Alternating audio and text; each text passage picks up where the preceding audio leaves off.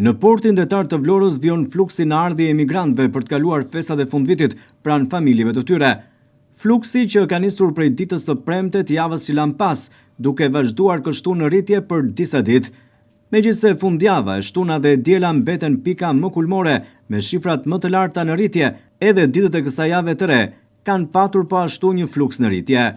Këtë të mërkur kanë mbritur në portin detar të Vlorës 444 pasagjerë, por edhe 26 persona nga ekuipazhi i tragetit me linjën Vlorë-Brindisi. Gjithashtu kanë zbarkuar 127 autovetura, një kamper, 2 minibus dhe 14 kamiona.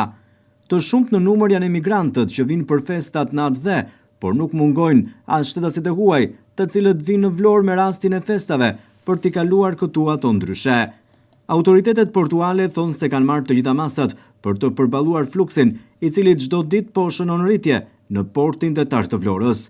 Pritet që rritja më e lartë të jetë në datën 27 dhe 28 dhjetor, sipas autoriteteve portuale, ku emigrantët marrin pushimet, por gjithashtu edhe shtetasit e huaj, të cilët kanë zgjedhur Vlorën apo Shqipërinë si destinacionin e tyre për të kaluar disa ditë të pushimeve dimërore dhe për të festuar këtu festat e fundvitit.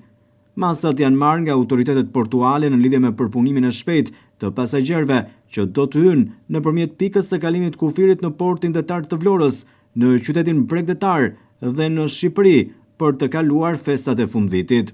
Rritja pritet të jetë në ditët në vijim, por gjithashtu edhe fundjava e kësaj jave do të ketë një fluks më të lartë se fundjava që lan pas. Megjithatë në këto ditë vihet re se një pjesë e madhe e shtetasve të cilët po hynë në pikën e kalimit kufirit në portin detar të Vlorës janë emigrantë shqiptar, të cilët vinë për të kaluar festat pranë familjeve të tyre.